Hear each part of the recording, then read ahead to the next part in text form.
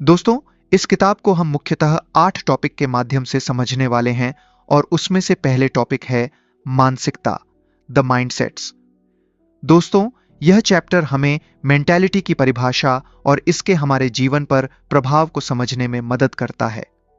लेखक Carol Dweck mentality को 2 प्रमुख प्रकारों में बांटती हैं।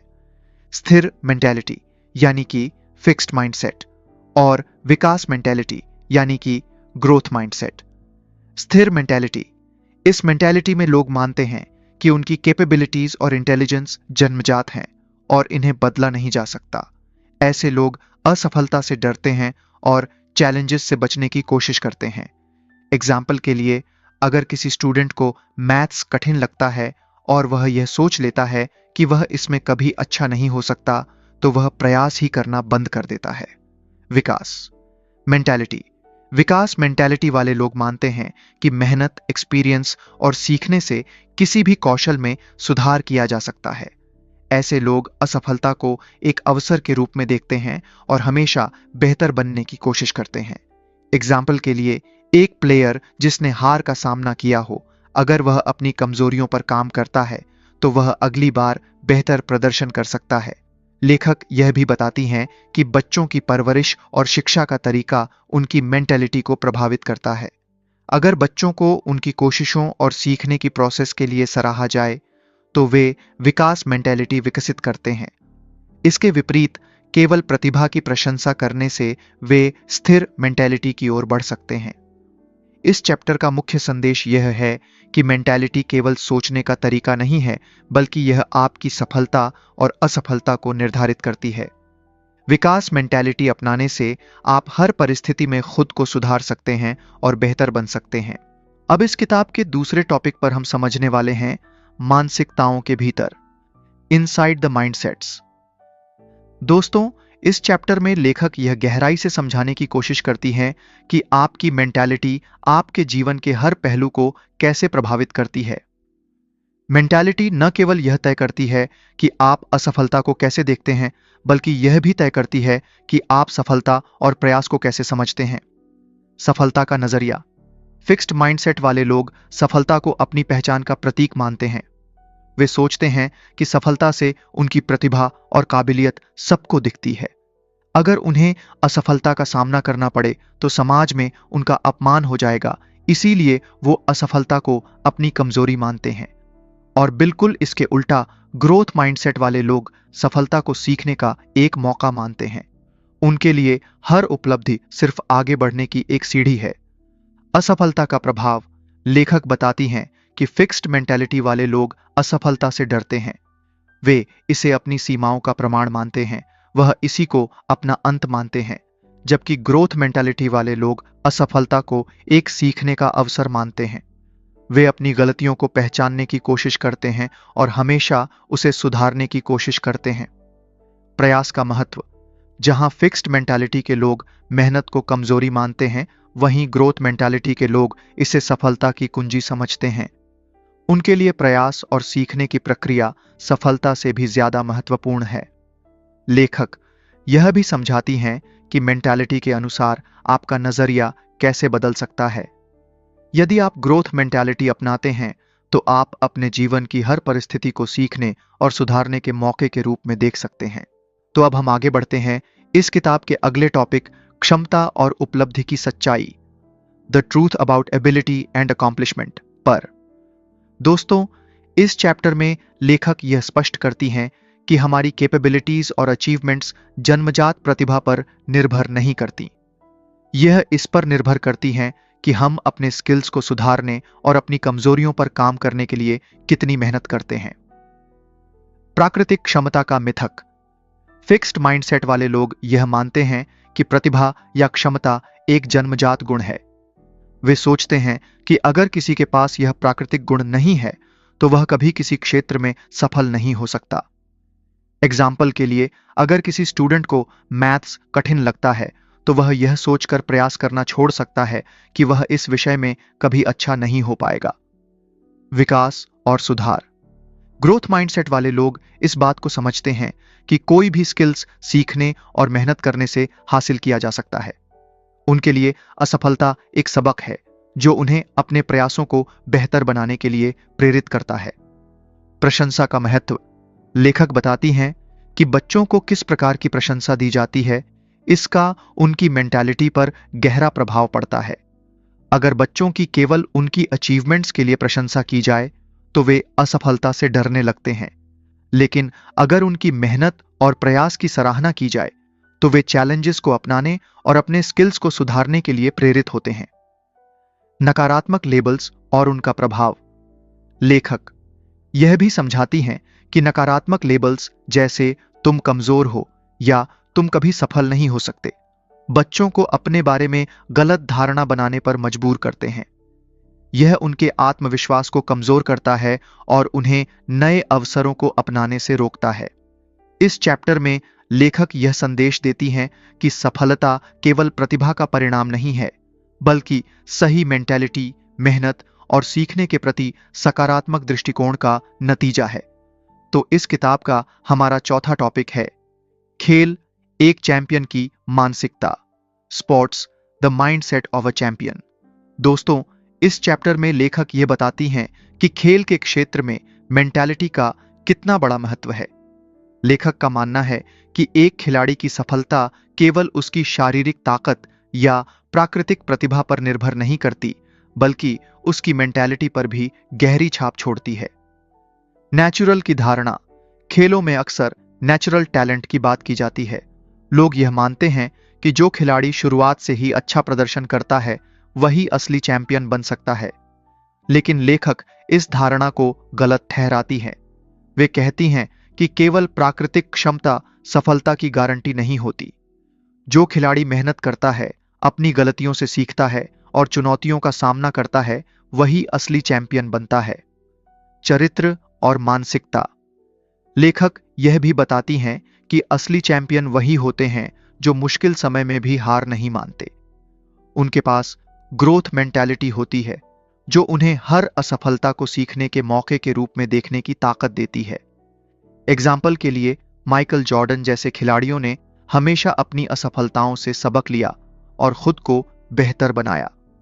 सफलता और असफलता का महत्व। खेल के क्षेत्र में सफलता और असफलता दोनों का सामना करना पड़ता है। फिक्स्ड मेंटालिटी वाले खिलाड़ी असफलता को अपने आत्मसम्मान पर हमला मानते हैं, जबकि ग्रोथ मेंटालिटी वाले खिलाड़ी इसे अपने प्रदर्शन को सुधारने का अवसर मानते हैं। लगातार सुधार। लेखक बताती हैं कि चैंपियंस कभी यह नहीं सोचते कि वे सब कुछ जानते हैं। वे हमेशा सीखने और सुधारने के लिए तैयार रहते हैं। वे अपने प्रदर्शन का विश्लेषण करते हैं, अपनी कमजोरियों को पहचानते हैं और बेहतर बनने के लिए मेहनत करते हैं। लेखक का यह चैप्टर खिलाड़ियों को सिखाता है कि खेल केवल ताकत या स्किल्स का खेल नहीं है, यह मेंटालिटी का भी खेल है। सही मेंटालिटी के साथ आप न केवल अपने खेल को बेहतर बना सकते हैं, बल्कि असली चैंपियन भी बन सकते हैं। तो चलिए दोस्तों, अब बात करते हैं इस किताब के 5वें टॉपिक व्यवसाय, मानसिकता और नेतृत्व, बिजनेस, माइंडसेट एंड लीडरशिप पर। दोस्तों, इस चैप्टर में लेखक यह समझाने की कोशिश करती हैं कि व्यवसाय और नेतृत्व में मेंटालिटी कितनी महत्वपूर्ण होती है। यह न केवल आपकी टीम और संगठन को प्रभावित करती है, बल्कि आपकी व्यक्तिगत सफलता और निर्णय लेने की क्षमता पर भी गहरा असर डालती है। फिक्स्ड मेंटालिटी वाले लीडर। लेखक बताती हैं कि फिक्स्ड मेंटालिटी वाले लीडर अक्सर अपनी स्थिति और प्रतिष्ठा को लेकर बहुत चिंतित रहते हैं। वे यह सोचते हैं कि उनकी योग्यता पहले से ही तय है और उन्हें अपनी छवि बनाए रखने के लिए लगातार दूसरों पर हावी रहना चाहिए।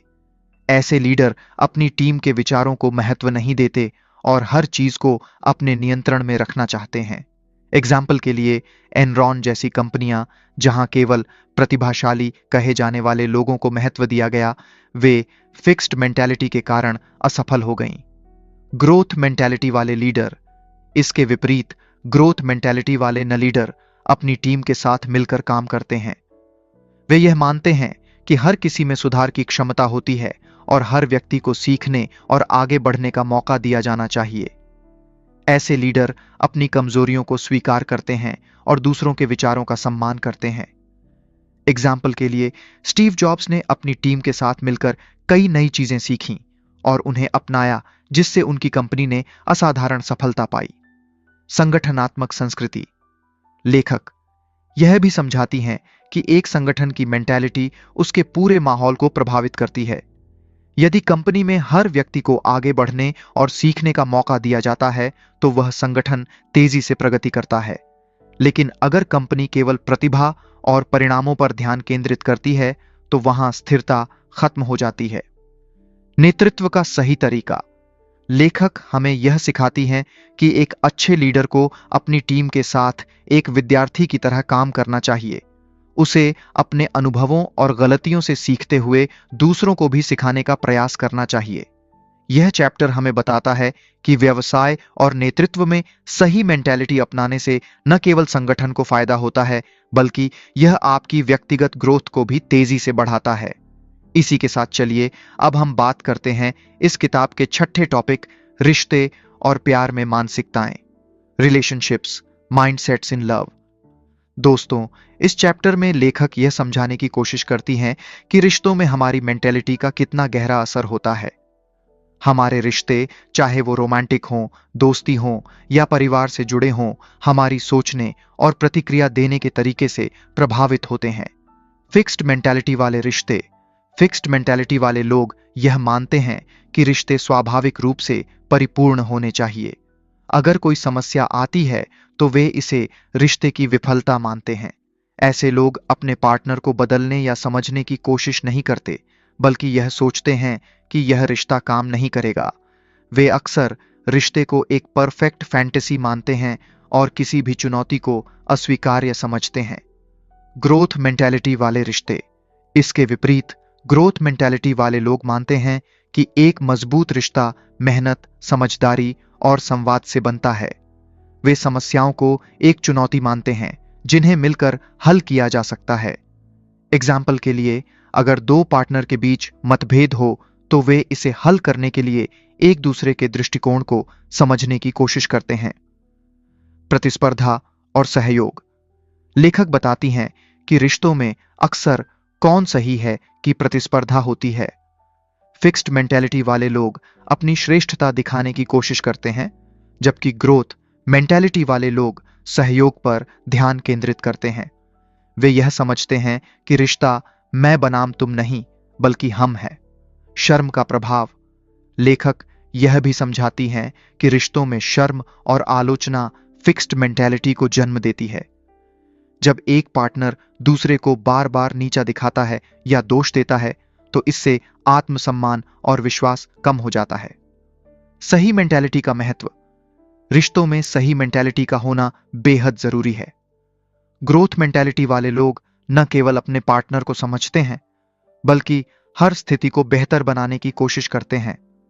यह चैप्टर हमें सिखाता है कि रिश्तों में समस्याओं से भागने की बजाय उनका सामना करने और उन्हें हल करने की कोशिश करनी चाहिए। तो दोस्तों, आइए अब जानते हैं इस किताब के 7वें टॉपिक, माता पिता, शिक्षक और कोच, मानसिकताएं कहां से आती हैं, parents, teachers and coaches, where do mindsets come from को। दोस्तों, इस चैप्टर में लेखक ये समझाने की कोशिश करती हैं कि हमारी मेंटालिटी का निर्माण कैसे होता है और इसमें माता पिता, शिक्षक और कोच की क्या भूमिका होती है।